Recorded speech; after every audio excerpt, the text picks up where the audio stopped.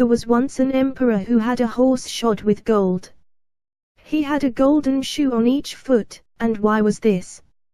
He was a beautiful creature, with slender legs, bright, intelligent eyes, and a mane that hung down over his neck like a veil. He had carried his master through fire and smoke in the battlefield, with the bullets whistling round him. He had kicked and bitten, and taken part in the fight, when the enemy advanced, and, with his master on his back, he had dashed over the fallen foe, and saved the golden crown and the emperor's life, which was of more value than the brightest gold.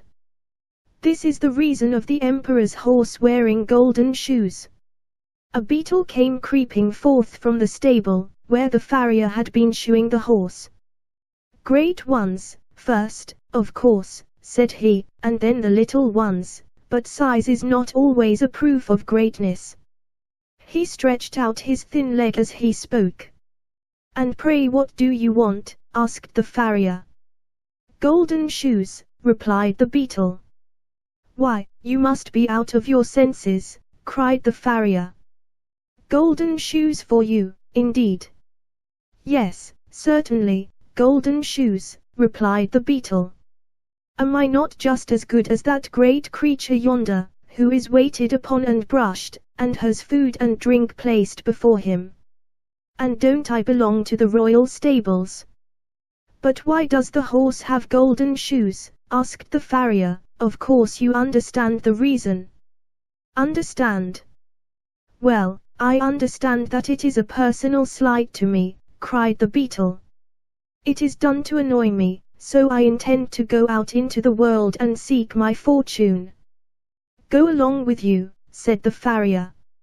"You're a rude fellow," cried the beetle, as he walked out of the stable, and then he flew for a short distance, till he found himself in a beautiful flower garden, all fragrant with roses and lavender. The ladybirds, with red and black shells on their backs, and delicate wings, were flying about, and one of them said, "Is it not sweet and lovely here? Oh, how beautiful everything is!" "I am accustomed to better things," said the beetle. "Do you call this beautiful? Why, there is not even a dung heap." Then he went on, and under the shadow of a large haystack he found a caterpillar crawling along. "How beautiful this world is," said the caterpillar. "The sun is so warm, I quite enjoy it. And soon I shall go to sleep, and die as they call it, but I shall wake up with beautiful wings to fly with, like a butterfly." "How conceited you are," exclaimed the beetle. "Fly about as a butterfly, indeed, what of that? I have come out of the emperor's stable, and no one there, not even the emperor's horse, who, in fact, wears my cast-off golden shoes, has any idea of flying, excepting myself. To have wings and fly! Why, I can do that already," and so saying, he spread his wings and flew away. "I don't want to be disgusted," he said to himself, "and yet I can't help it." Soon after, he fell down upon an extensive lawn, and for a time pretended to sleep, but at last fell asleep in earnest. Suddenly a heavy shower of rain came falling from the clouds. The beetle woke up with the noise and would have been glad to creep into the earth for shelter, but he could not. He was tumbled over and over with the rain, sometimes swimming on his stomach and sometimes on his back, and as for flying, that was out of the question. He began to doubt whether he should escape with his life, so he remained, quietly lying where he was. After a while the weather cleared up a little, and the beetle was able to rub the water from his eyes, and look about him. He saw something gleaming, and he managed to make his way up to it. It was linen which had been laid to bleach on the grass. He crept into a fold of the damp linen, which certainly was not so comfortable a place to lie in as the warm stable, but there was nothing better, so he remained lying there for a whole day and night, and the rain kept on all the time. Towards morning he crept out of his hiding place, feeling in a very bad temper with the climate. Two frogs were sitting on the linen, and their bright eyes actually glistened with pleasure. "Wonderful weather this," cried one of them, "and so refreshing. This linen holds the water together so beautifully, that my hind legs quiver as if I were going to swim." "I should like to know," said another, "if the swallow who flies so far in her many journeys to foreign lands, ever met with a better climate than this. What delicious moisture! It is as pleasant as lying in a wet ditch. I am sure anyone who does not enjoy this has no love for his fatherland." "Have you ever been in the emperor's stable?" asked the beetle. "There the moisture is warm and refreshing, that's the climate for me, but I could not take it with me on my travels. Is there not even a dunghill here in this garden, where a person of rank, like myself, could take up his abode and feel at home?" But the frogs either did not or would not understand him. "I never ask a question twice," said the beetle, after he had asked this one 3 times, and received no answer. Then he went on a little farther and stumbled against a piece of broken crockeryware, which certainly ought not to have been lying there. But as it was there, it formed a good shelter against wind and weather to several families of earwigs who dwelt in it. Their requirements were not many, they were very sociable, and full of affection for their children, so much so that each mother considered her own child the most beautiful and clever of them all. "Our dear son has engaged himself," said one mother. "Dear innocent boy, his greatest ambition is that he may one day creep into a clergyman's ear. That is a very artless and lovable wish, and being engaged will keep him steady. What happiness for a mother!" "Our son," said another, "had scarcely crept out of the egg, when he was off on his travels. He is all life and spirits, I expect he will wear out his horns with running." How charming this is for a mother, is it not, Mr. Beetle, for she knew the stranger by his horny coat. "You are both quite right," said he, so they begged him to walk in, that is to come as far as he could under the broken piece of earthenware. "Now you shall also see my little earwigs," said a third and a fourth mother. "They are lovely little things, and highly amusing. They are never ill-behaved, except when they are uncomfortable in their inside, which unfortunately often happens at their age." Thus each mother spoke of her baby, and their babies talked after their own fashion, and made use of the little nippers they have in their tails to nip the beard of the beetle. "They are always busy about something, the little rogues," said the mother, beaming with maternal pride, but the beetle felt it a bore, and he therefore inquired the way to the nearest dung heap. "That is quite out in the great world, on the other side of the ditch," answered an earwig. "I hope none of my children will ever go so far, it would be the death of me." "But I shall try to get so far," said the beetle, and he walked off without taking any formal leave, which is considered a polite thing to do. When he arrived at the ditch, he met several friends, all them beetles. "We live here," they said, "and we are very comfortable. May we ask you to step down into this rich mud? You must be fatigued after your journey." "Certainly," said the beetle, "I shall be most happy. I have been exposed to the rain, and have had to lie upon linen, and cleanliness is a thing that greatly exhausts me. I have also pains in one of my wings from standing in the draught under a piece of broken crockery. It is really quite refreshing to be with one's own kindred again." "Perhaps you came from a dung heap," observed the oldest of them. "No, indeed, I came from a much grander place," replied the beetle. "I came from the emperor's stable, where I was born, with golden shoes on my feet.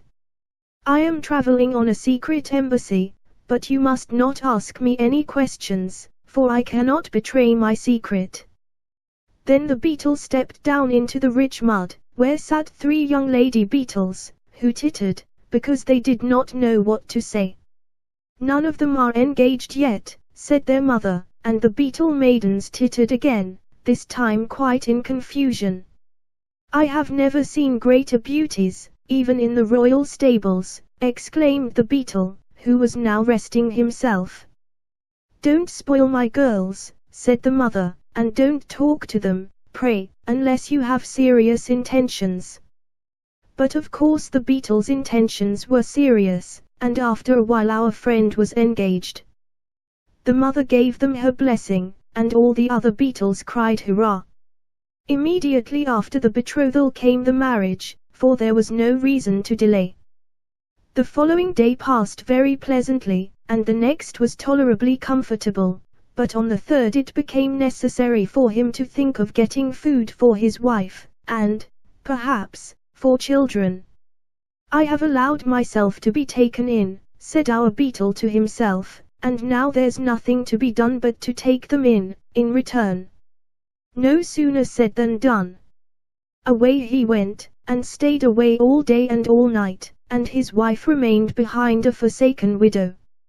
"Oh," said the other Beetles, "this fellow that we have received into our family is nothing but a complete vagabond.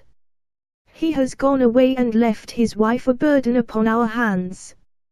Well, she can be unmarried again, and remain here with my other daughters," said the mother.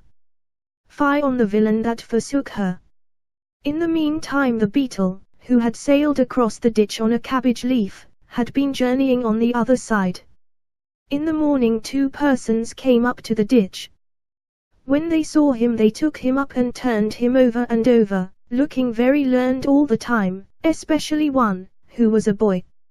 "Allah sees the black beetle in the black stone, and the black rock. Is not that written in the Koran?" he asked. Then he translated the beetle's name into Latin, and said a great deal upon the creature's nature and history. The second person, who was older and a scholar, proposed to carry the beetle home, as they wanted just such good specimens as this. Our Beetle considered this speech a great insult, so he flew suddenly out of the speaker's hand. His wings were dry now, so they carried him to a great distance, till at last he reached a hothouse, where a sash of the glass roof was partly open, so he quietly slipped in and buried himself in the warm earth. "It is very comfortable here," he said to himself, and soon after fell asleep.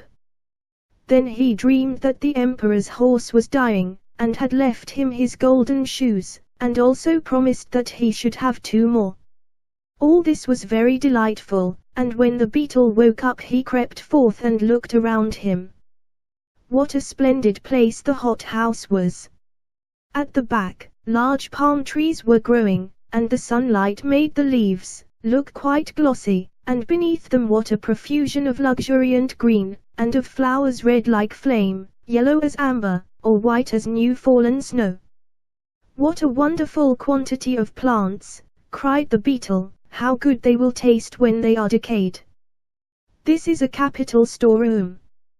There must certainly be some relations of mine living here. I will just see if I can find anyone with whom I can associate. I'm proud, certainly, but I'm also proud of being so." Then he prowled about in the earth, and thought what a pleasant dream that was about the dying horse, and the golden shoes he had inherited. Suddenly a hand seized the Beetle, and squeezed him, and turned him round and round. The gardener's little son and his playfellow had come into the hothouse, and, seeing the Beetle, wanted to have some fun with him. First, he was wrapped in a vine leaf, and put into a warm trousers pocket. He twisted and turned about with all his might, but he got a good squeeze from the boy's hand, as a hint for him to keep quiet. Then the boy went quickly towards a lake that lay at the end of the garden.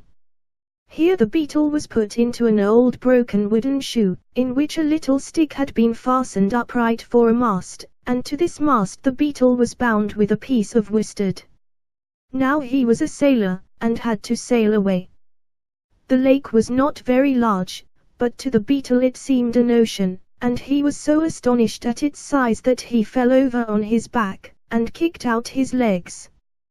Then the little ship sailed away. Sometimes the current of the water seized it, but whenever it went too far from the shore one of the boys turned up his trousers, and went in after it, and brought it back to land. But at last, just as it went merrily out again, the two boys were called, and so angrily, that they hastened to obey, and ran away as fast as they could from the pond, so that the little ship was left to its fate. It was carried away farther and farther from the shore, till it reached the open sea.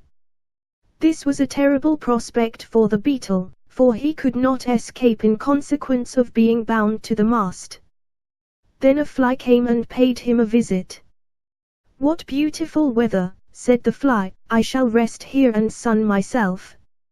"You must have a pleasant time of it." "You speak without knowing the facts," replied the Beetle. "Don't you see that I am a prisoner?" "Ah, but I'm not a prisoner," remarked the fly, and away he flew.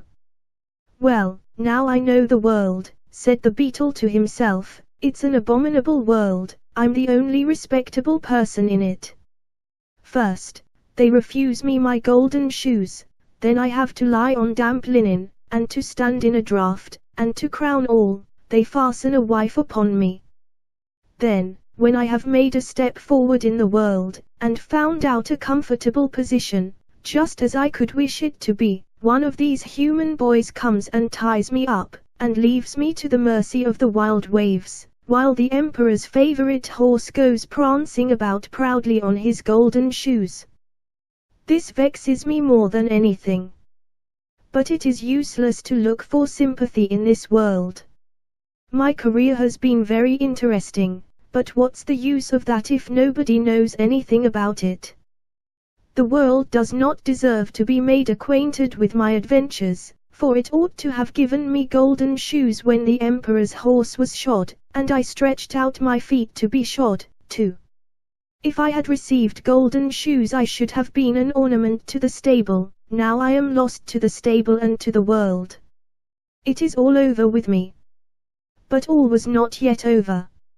A boat, in which were a few young girls, came rowing up. "Look, yonder is an old wooden shoe sailing along," said one of the younger girls. "And there's a poor little creature bound fast in it," said another. The boat now came close to our Beetle's ship, and the young girls fished it out of the water. One of them drew a small pair of scissors from her pocket, and cut the worsted without hurting the Beetle, and when she stepped on shore she placed him on the grass. "There," she said, "creep away, or fly, if thou canst. It is a splendid thing to have thy liberty." Away flew the Beetle, straight through the open window of a large building. There he sank down, tired and exhausted, exactly on the mane of the emperor's favorite horse, who was standing in his stable, and the Beetle found himself at home again. For some time he clung to the mane, that he might recover himself. "Well," he said, "here I am, seated on the emperor's favorite horse, sitting upon him as if I were the emperor himself. But what was it the farrier asked me? Ah, I remember now, that's a good thought, he asked me why the golden shoes were given to the horse. The answer is quite clear to me, now. They were given to the horse on my account." And this reflection put the Beetle into a good temper. The sun's rays also came streaming into the stable, and shone upon him, and made the place lively and bright. "Traveling expands the mind very much," said the Beetle. "The world is not so bad after all, if you know how to take things as they come."